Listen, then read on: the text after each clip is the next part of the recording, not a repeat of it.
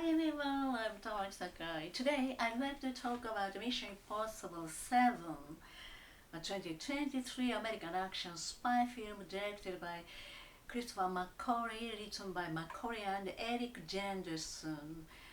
It's a seventh installment in the Mission Impossible film series and back-to-back story with Mission Impossible 8, starring Tom Cruise, Hayley Atwell, Ving Rhames, Simon Pegg, Rebecca Ferguson, Vanessa Kirby, Isa Morales, Paul Clementif, and Henry Zenny.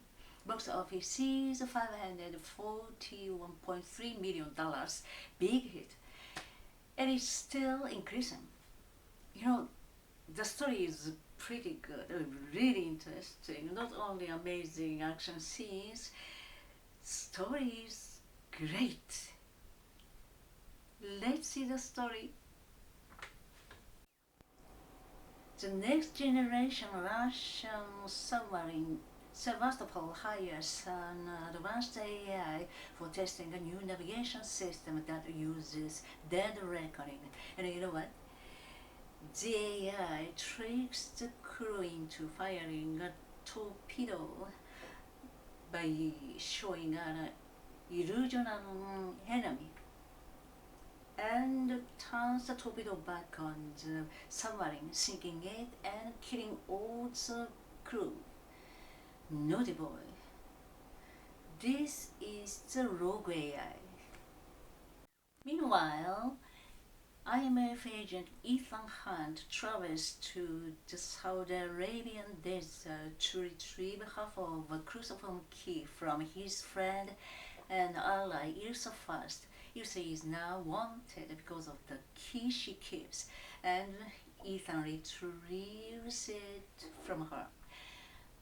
You know, this key is the key of the story, because only this key can control the rogue AI.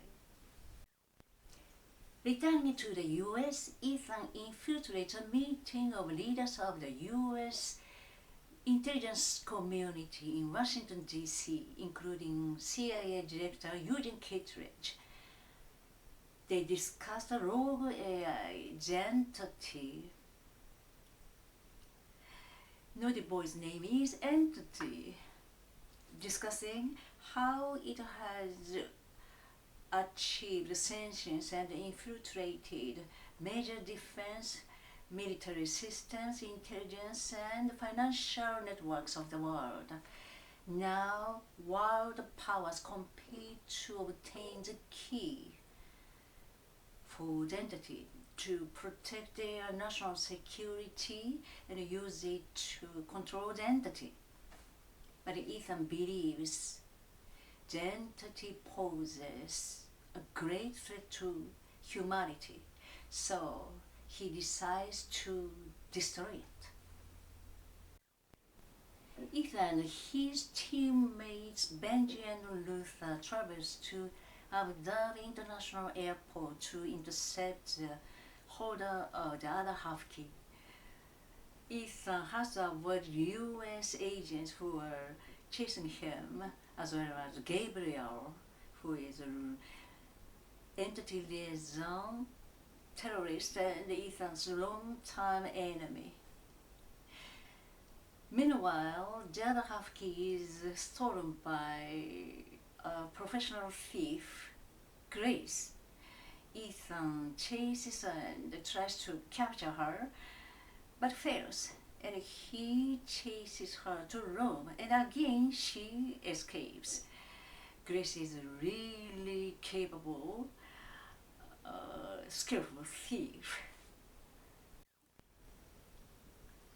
With the team's support, Ilsa and Ethan infiltrate a party in Venice held by the arms dealer Alana, known as White Widow.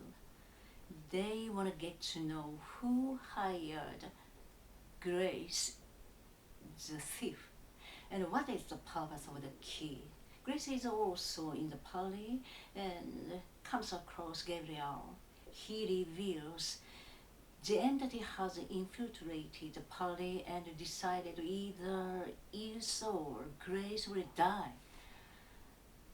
And while Ethan is attacked by Gabriel's henchman Paris, Gabriel kills Ilsa. Ethan is greatly shocked and feels so sad.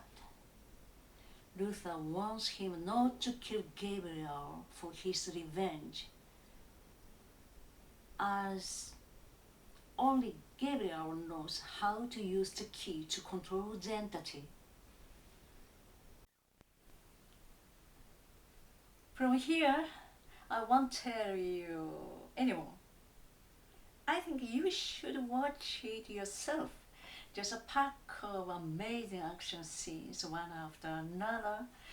As many of you know, Tom Cruise jumps off a cliff 1,200 meters high with a bike, and he makes speed flying the most dangerous sport in the world.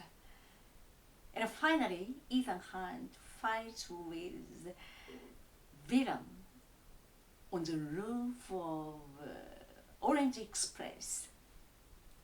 The train is really running. Actors are playing on the roof of the running train, and the helicopter with a camera chases and shoots it. This way of shooting has never existed before, and probably in the future too.